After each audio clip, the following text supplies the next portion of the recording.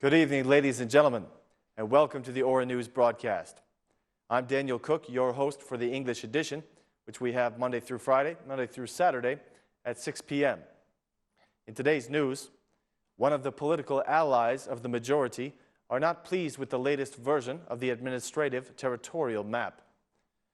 The ally of the majority, the Party of Unity for Human Rights, has rejected the final version of the government regarding the new administrative and territorial map of Albania.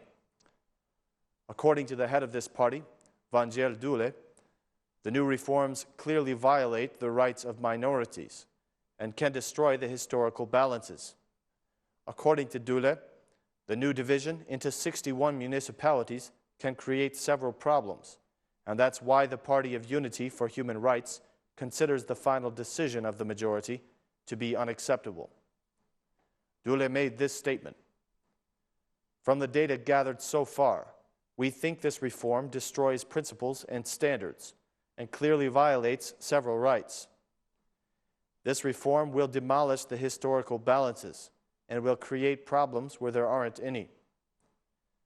If this is going to be the final product of this reform, then to us it is unacceptable and cannot be voted for," stated the head of the Party for Unity of Human Rights. According to him, it is necessary to have an administrative and territorial reform which is based on European reality. This reform, more than anything else, requires vision, standards, and principles to be implemented. Furthermore, the head of the party, Vangjel Dule, addressed Prime Minister Edi Rama, advising him to implement the reforms based on the principles, standards, and European integrity.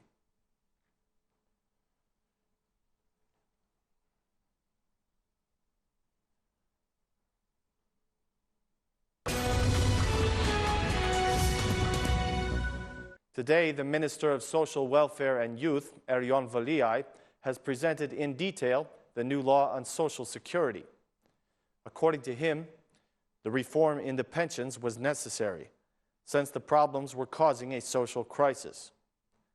Minister Veliaj stated that the new pension plan intends to minimize the difference between expenses and income from social contributions by lowering costs in the state budget, which are nearly $430 million a year. He said, "We want to create a system in order to encourage and reward citizens who work, who pay taxes and Social Security.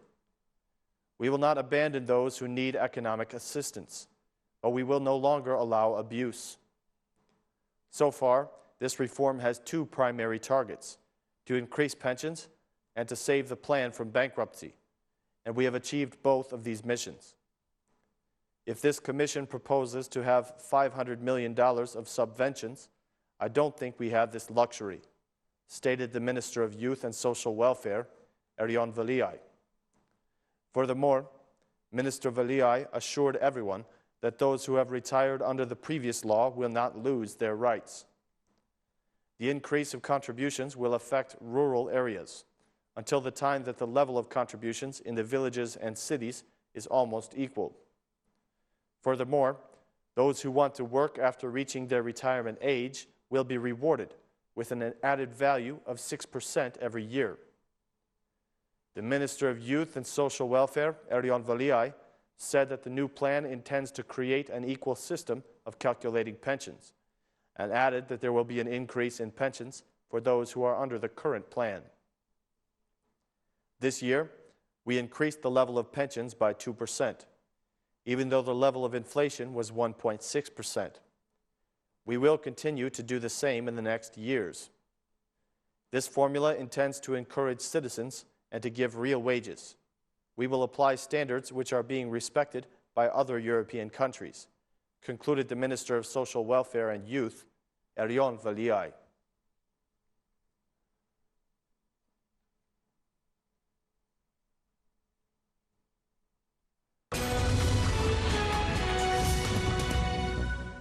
The Democratic Party is questioning the silence of Prime Minister Edi Rama about the accusations against his deputies.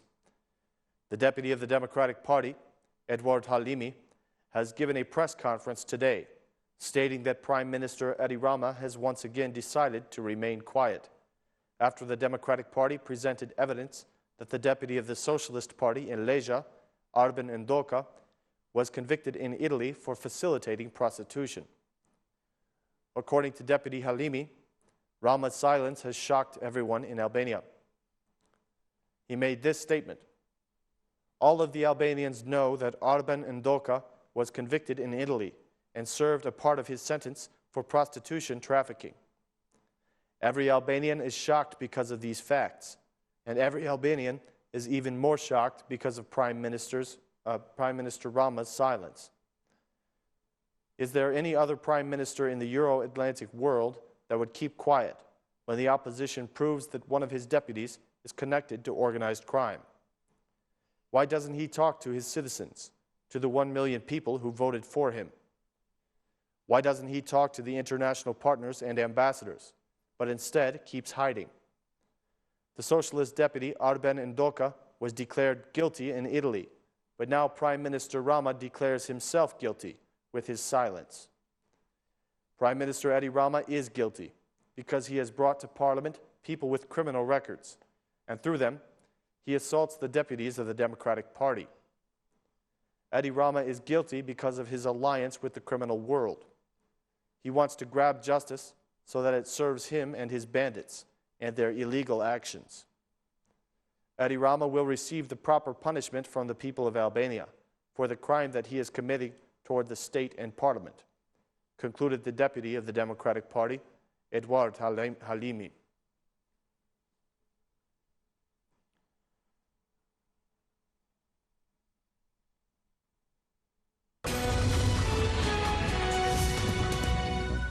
The Interior Ministry has pressed criminal charges in the case of the protesters that were killed 3 years ago. The Interior Ministry has pressed charges against the former high leaders of the state police regarding the events of January 21st, when 4 protesters were killed in front of the Prime Minister's building. The Interior Ministry has requested the help of the prosecution against the former director and the vice director of the state police, Husni Burgay and Agron Kuliçay, stating that they did not follow the order to arrest the people responsible for shooting the protesters. The prosecution had given orders for the arrest of 5 guards, charged with the murder of 4 protesters 3 years ago. The former deputy of the state police, Agron Kuliçay, stated that he is willing to cooperate with the prosecution regarding this matter. According to him, this is political revenge, and the orders to arrest the suspects were followed in time, and no deadline was missed.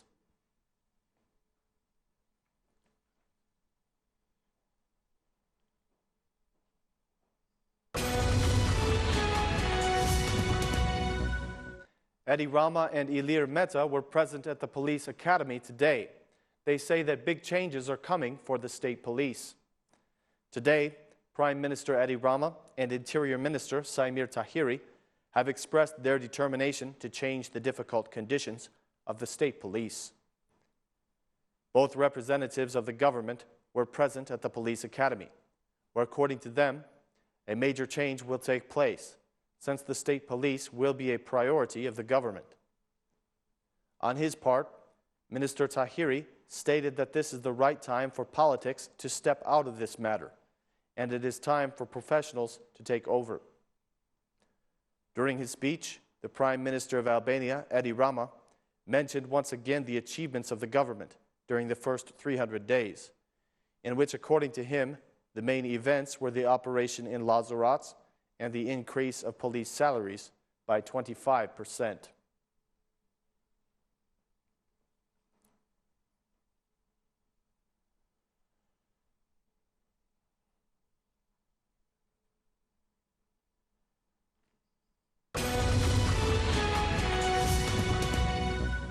The Court of Serious Crimes has decided to leave 3 professional soldiers in prison.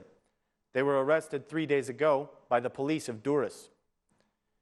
Judge Fran Prendi has decided to take this measure after the arguments given by the prosecution. All 3 professional soldiers remained silent during their session. The defending lawyers requested a softer measure since according to them, this case needs more investigation. This investigation was very interesting for the prosecution of severe crimes and the state police. To uncover this group, the prosecution sent a police agent undercover who infiltrated the group and pretended to be a buyer of explosives. According to the investigation of the police, one of the suspects built the cell phone mechanisms of the explosives, while the other suspects were in charge of providing C4 and telephone cards.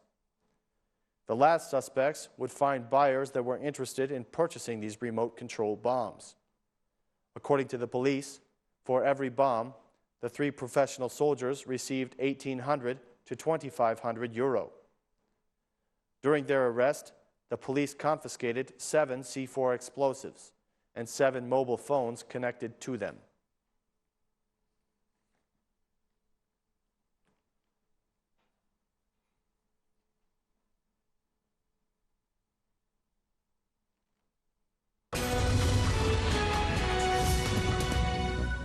A former bank employee has been arrested for stealing nearly 200,000 euro from the accounts of clients. The Court of Tirana has sentenced an ex-employee in one of the banks of Tirana to prison. He is accused by the prosecution of robbing the bank accounts of different clients, causing economic damage of nearly 200,000 euro. According to the prosecution, the suspect worked as a credit specialist in a bank in Camés, and through a series of illegal actions, he managed to scam a considerable number of clients, taking large amounts from their bank accounts. The prosecution of Tirana started their investigations after being informed of the issue by the high members of the bank in Camés. The suspect is accused of theft, job abuse, and falsification of documents.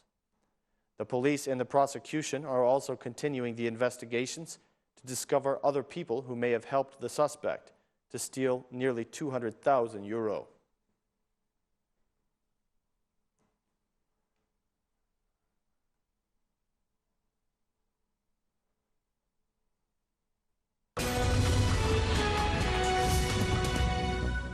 The Minister of Agriculture has stressed that the sector must be a top priority for the government and for the private enterprises. Agriculture must be seen as a priority sector, since its production is increasing rapidly. This statement came from the Minister of Agriculture, Edmond Panariti, who closely inspected the work in a private Italian and Albanian enterprise, which will produce strawberries. The Minister of Agriculture also emphasized that Albanian government will support these enterprises, which intend to modernize the agricultural sector. Agriculture is the sector that gives the highest contribution to the Albanian gross domestic product, and for that reason, experts believe that it must be the focus of both the government and the private enterprises. During his statement, Panariti said that the Albanian agriculture sector will soon have European parameters.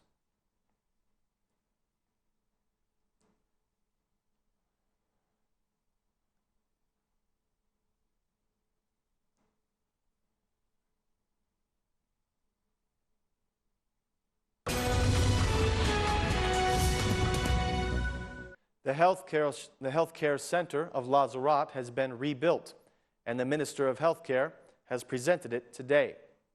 The Minister of Healthcare, Ilir Becaj, was in Lazarat today, where he presented the new reconstruction healthcare of the village. The Minister of Healthcare also met with the head of the commune of Lazarat to discuss the situation of health in the village. During his visit, Becaj stated that this is the first step in helping the inhabitants of Lazarat. The Minister of Health added that the reconstruction of this center shows the situation in the village of Lazarat is back to normal. According to the experts, the fund for the reconstruction of this healthcare center was about 4.8 million lek.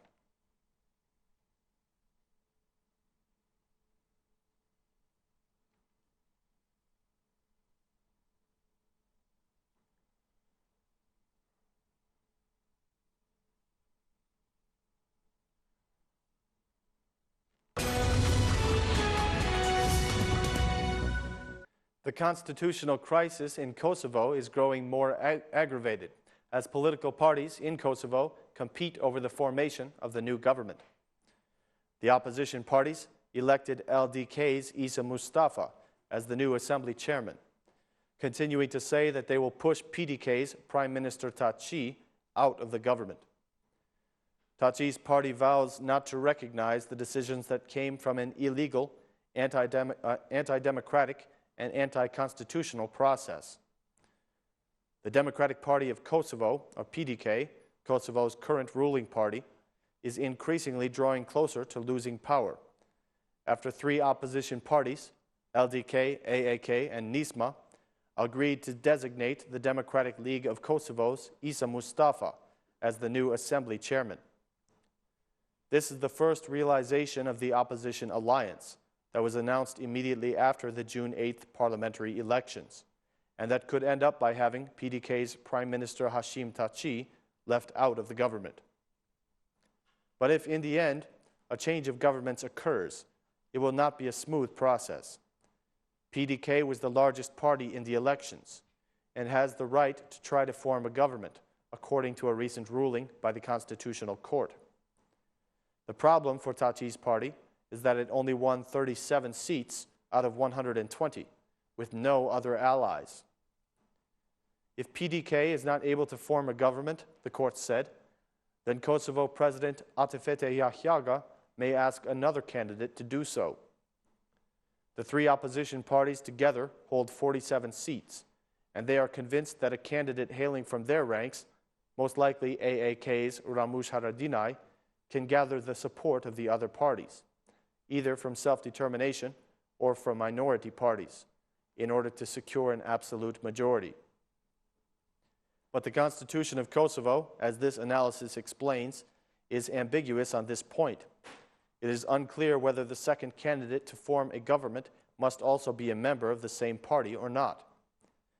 The PDK considers that the second candidate should also hail from its ranks, while opposition parties argue that this would be absurd. The differences between PDK and the opposition parties are not arising from ideology. All four parties vying for power are center-right parties who support Kosovo's closer association with and subsequent integration to the European Union. Only self-determination was clearly different line. The party holds center-left position, but is very critical of the role of the European and international institutions in Kosovo. The opposition parties essentially argue that the 2 terms of Taci in the government have been marked by rampant corruption and the inability to improve the Kosovar economy. In this context, they say, PDK must be left outside of the government. The outgoing Prime Minister, once the leader of the Democratic Party of Kosovo, Hashim Taci, said that yesterday's decisions at the Assembly of Kosovo that came from an illegal, anti-democratic, and anti-constitutional process are useless and meaningless.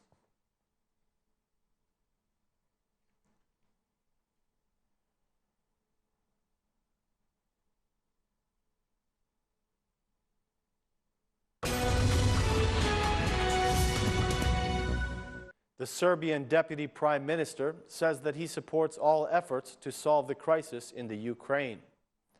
The Serbian First Deputy Prime Minister and Interior Minister, Ivica Dačić, underscored on Friday that Serbia supports all the efforts invested in the search for a peaceful solution to the crisis in Ukraine. Commenting on the crash of the Malaysian plane in eastern Ukraine, where the Ukrainian and pro-Russian forces are in conflict, Dačić underscored that Serbia fiercely condemns all those who put human lives in jeopardy and expressed condolences to the countries whose citizens were killed in the crash. He said, "Elements for dialogue need to be found as soon as possible because the latest events, including the breach of the ceasefire and the shooting down of a civilian plane, are truly tragic events, and I believe that this is a moment when everyone needs to put maximum effort into returning to the negotiating table," Dačić told reporters. The Serbian foreign minister recalled that he presented the plan for Serbia's OSCE presidency in 2015 in Vienna last week, and said that Serbia will advocate a calming of the crisis in Ukraine. The Serbian President, Tomislav Nikolic, has announced that Russian President Vladimir Putin will visit Belgrade on October 20th. He continued, "Putin will come to Belgrade to celebrate with us the day that Belgrade was liberated in 1944.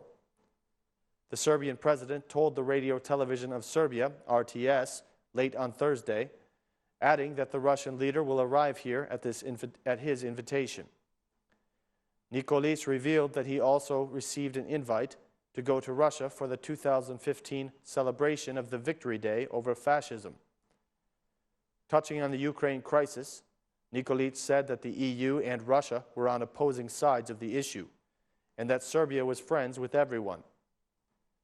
Had we taken sides with either of the two, we would have lost a friend," Nikolic said. He also told RTS that the donors' conference in Brussels was successful, adding that it showed that Serbia has friends around the world, and that the world trusts Serbia, which is also good news for investors.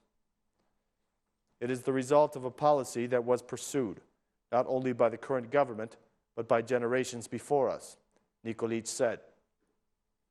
Out of the total funds raised for Serbia, €115 are grants and €880 million are highly favorable loans. Nikolic explained that the aid does not consist of grants alone, but also includes loans redirected from international funds, which Serbia would otherwise not have the right to use.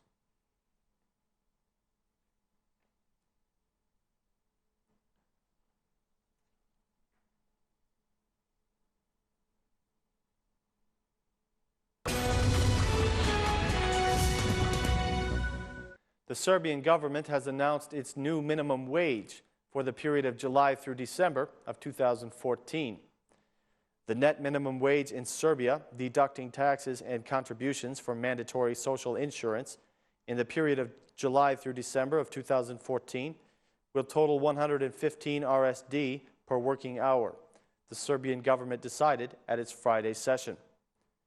The Serbian government decided to grant health care insurance for over 26,000 employees in restructuring companies and those in underdeveloped areas who do not hold valid health care cards. The government also adopted the law to ratify the agreement between the Serbian government and the government of the Federal Republic of Germany on passenger transport and transport of goods in international road traffic. The government also adopted the law to ratify the original convention of the foundation of a European Center for Midterm Weather Forecasts, according to the release of the Serbian Government Office for Cooperation with the Media. Today, the Serbian Parliament adopted the bills amending the labor law and the law on pensions and disability insurance. The Minister of Labor, Employment, Veterans and Social Policy, Alexander Vulin, had said that changes to the labor law, which the Parliament passed on Friday, will help the labor market develop, help workers keep their jobs, employers improve their businesses, and make profits. Vulin told reporters at the Serbian Parliament that, taking all this into account, Serbia has reasons to be satisfied with the new labor law. He said that the government is always ready for dialogues with the trade unions and employers, and called on all social partners to behave in a manner that is in line with the fact that the labor law was passed. Officials of the two representative trade unions, the Confederation of Autonomous Trade Unions and the United Branch Unions of Independents, left the Social and Economic Council and announced their fight against the amendments to the labor law after the Serbian government adopted the bill of amendments without regard for the legal procedure. After the adoption of the labor law, Vulin said that several reform laws are about to be passed, adding that social partners should work on them together. Everyone has the right to take different stances, but both trade unions and employers must look after the workforce, Vulin said. He said that changes to the law on pensions and disability insurance, which the Parliament also passed on Friday, will bring savings up to 5.35% of the gross domestic product in the next 10 years. He added that nobody's rights will be jeopardized, except for the fact that people will retire somewhat later.